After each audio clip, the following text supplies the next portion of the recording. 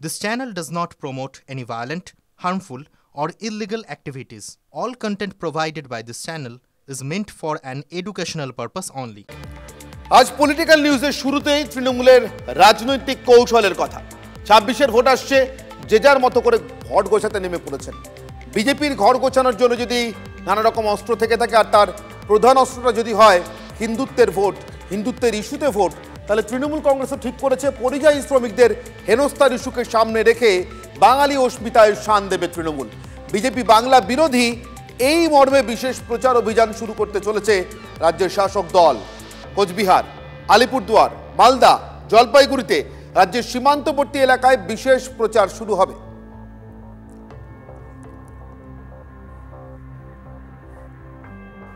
এই মুহূর্তে আমাদের প্রতিনিধি সৌরভ আমাদের সঙ্গে রয়েছেন। সৌরভ, যে জেলাগুলোর নাম বললাম এই মাত্র আমাদের দর্শকদের জন্য, সেই জেলাগুলো সবই উত্তরবঙ্গের জেলা।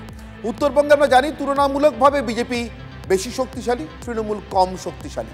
বিজেপির বেশিরভাগ বিধায়ক আসনও উত্তরবঙ্গ থেকেই নিয়ে আসা ২১-এর বিধানসভা নির্বাচনে। তাহলে কি নির্দিষ্টভাবে তৃণমূল কংগ্রেস বাঙালি অস্মিতাকে সামনে রেখে আসলে বিজেপির গড়ে হানা দিতে চাইছে?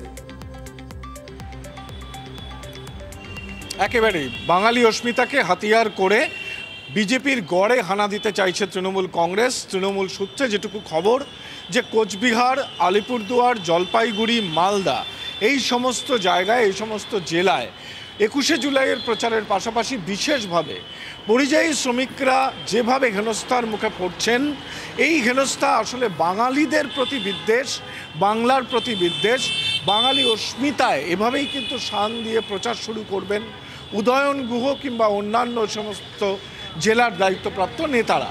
পাশাপাশি এই যে একটা আবহ বাঙালি অস্মিতা, যা ২০২১ সাল থেকে তৃণমূল কংগ্রেস রাজনৈতিকভাবে ব্যবহার করছে, শুধু তাই না, সুফলও তারা পেয়েছেন। সেই জায়গা থেকে দাঁড়িয়ে ২০২৬-এর ভোটে এই বাঙালি অস্মিতাকেই আরও একবার হাতিয়ার করবেন তারা। এই আবহে হিমন্ত বিশ্ব শর্মার যে মন্তব্য, যে বাংলা ভাষা মাতৃভাষা বললেই বিদেশি চিহ্নিত করতে তাদের সুবিধা হবে সরকারের, এই মন্তব্যকেও কিন্তু তৃণমূল কংগ্রেস ছেড়ে দিচ্ছে না। একেবারে এই মন্তব্যের প্রসঙ্গেও আসবো সৌরভ। তবে নির্দিষ্টভাবে পরিযায়ী শ্রমিকদেরকে কেন্দ্র করে বাঙালি অস্মিতায় শান দেওয়ার যে কৌশল, রণকৌশল তৃণমূল কংগ্রেসের, তার কথায় আসি। কিছুক্ষণ আগে তৃণমূল কংগ্রেসের তরফ থেকে তাদের নেতা, প্রধান মুখপাত্র, রাজ্যের সাধারণ সম্পাদক কুণাল ঘোষ সাংবাদিক বৈঠক করেন।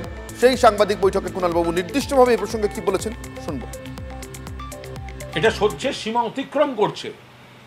বাংলা ভাষার বিরুদ্ধে ওদের যে এই হিংসাত্মক মনোভাব, বাংলা বললেই বাংলাদেশি বলে দাগিয়ে দিচ্ছে, বিএসএফ এর হাতে তুলে দিচ্ছে, বিএসএফ সীমান্তে ছেড়ে দিয়ে বলছে ওদিকে চলে যাও, এদিকে এলে গুলি করে মারবো।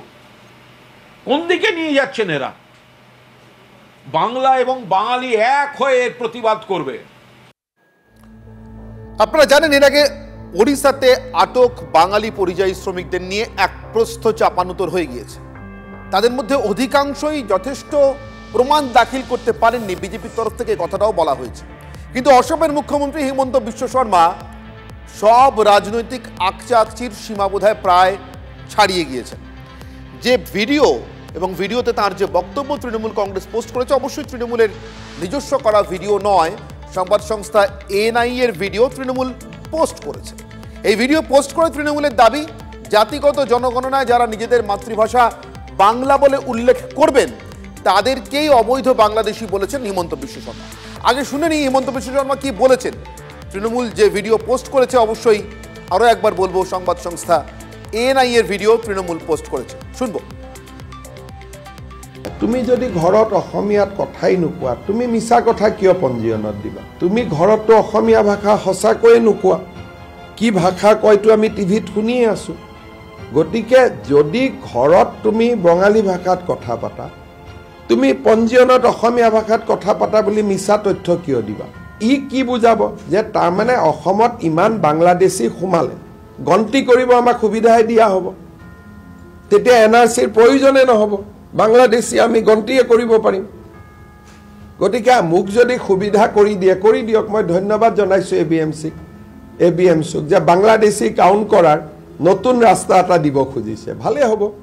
গতিকে এইবিলাক ভয় বিজেপি চৰকাৰে নাখায়, হিমন্ত বিশ্ব শৰ্মাই নাখায়, এভিকশন চলি আছে, চলি থাকিব। এভিকশন মানে উচ্ছেদ চলি আসে, চলিবে, অর্থাৎ চলছে, চলবে।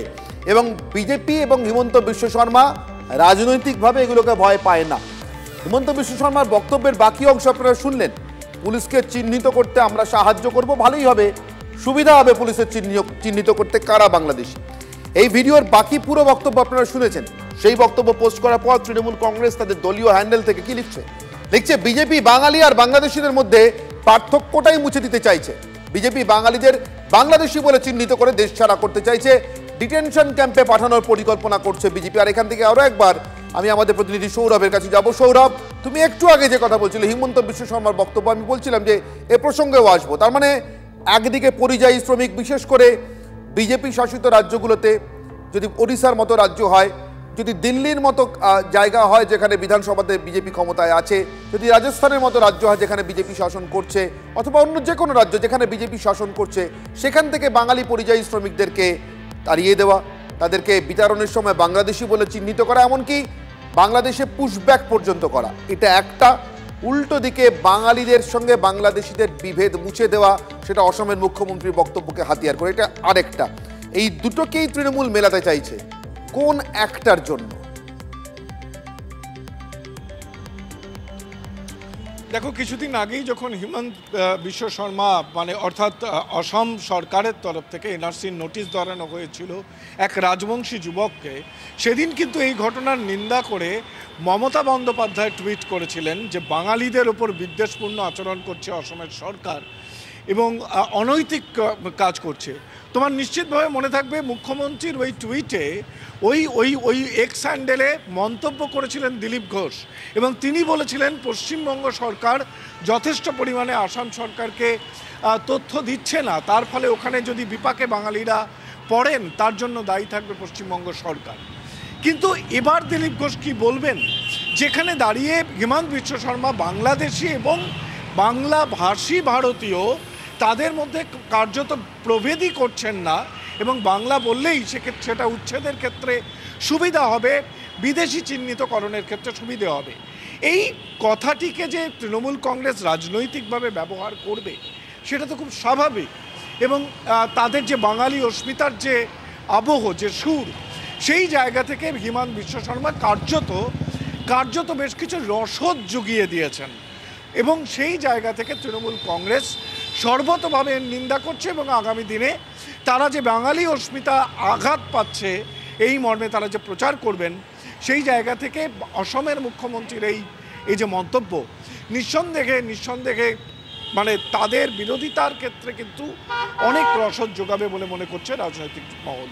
একেবারে সৌরভ, আপাতত তোমাকে ধন্যবাদ। সৌরভ গো আমাদের প্রতিনিধি আমার সঙ্গে ছিলেন, জানাচ্ছিলেন তৃণমূল কংগ্রেস যেভাবে রণকৌশল সাজাচ্ছে বাঙালি অস্মিতাকে সামনে রেখে তাদের প্রচারের রণকৌশল 2021-এর মতোই বা তার থেকে আরেকটু ডিগ্রি মাত্রা বা পারদ চড়িয়ে 2026-এ, এবং তার জন্য মূল সহায় হতে চলেছে আপাতত বিজেপি শাসিত রাজ্যগুলিতে একদিকে বাঙালি পরিযায়ী শ্রমিকদের যে হেনস্থার অভিযোগ তৃণমূল কংগ্রেস সামনে আনছে, তাদেরকে বাংলাদেশি বলে হেনস্থা করা হচ্ছে শুধুমাত্র তারা বাংলা ভাষায় কথা বলছেন বলে, আর তার সঙ্গে তাকে নতুন করে ইন্ধন যোগাতে পারে, যেমন সৌরভ বলছিলেন হিমন্ত বিশ্ব শর্মার এই বক্তব্য, যা পোস্ট করে সংবাদ সংস্থা এনআইতে দেওয়া সেই বক্তব্য যা পোস্ট করে তৃণমূল কংগ্রেস ইতিমধ্যেই অভিযোগ এনেছে যে বাঙালিদের ডিটেনশন ক্যাম্পে পাঠানো, বাংলাদেশি বলে বাঙালিদের চিহ্নিত করে ডিটেনশন ক্যাম্পে পাঠানোর এটা প্রথম ধাপ।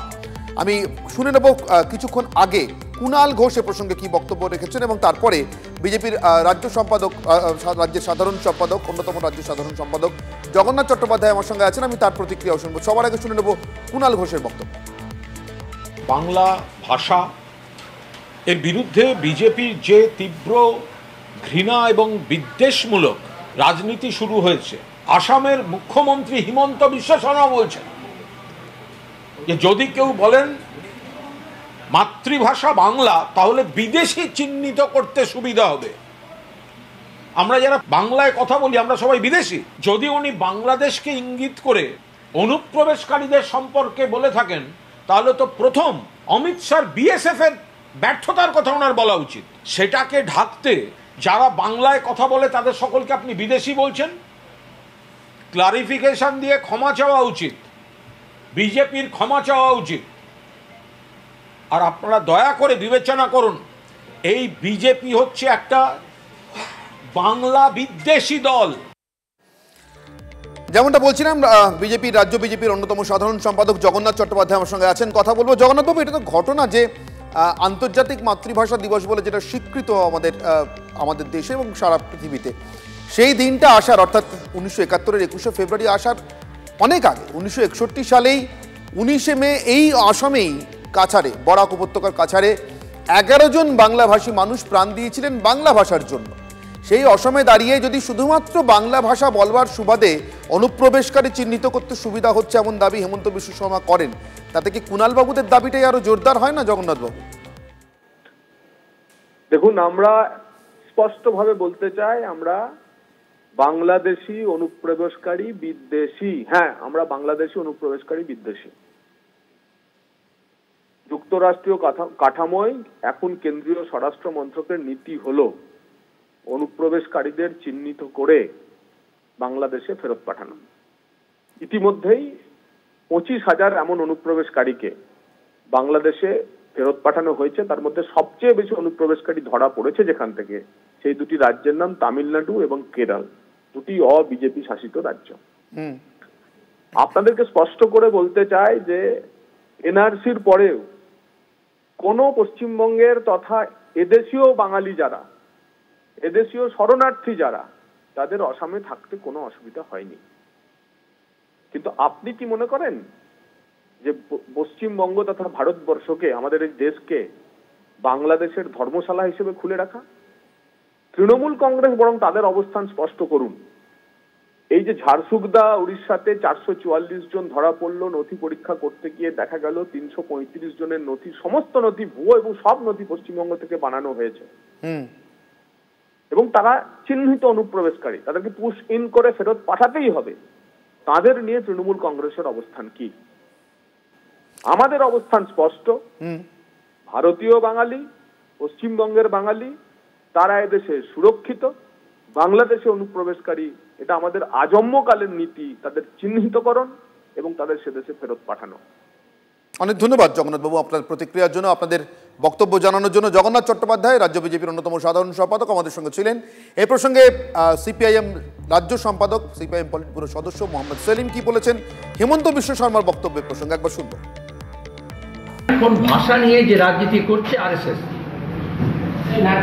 আর তার সঙ্গে আরো কিছু এখানেও কিছু এমন লোক যুক্ত হয়েছে যে মানুষকে বিচ্ছিন্ন করা হচ্ছে, একটা মানুষের সঙ্গে আরেকটা মানুষকে বিচ্ছিন্ন করা হচ্ছে।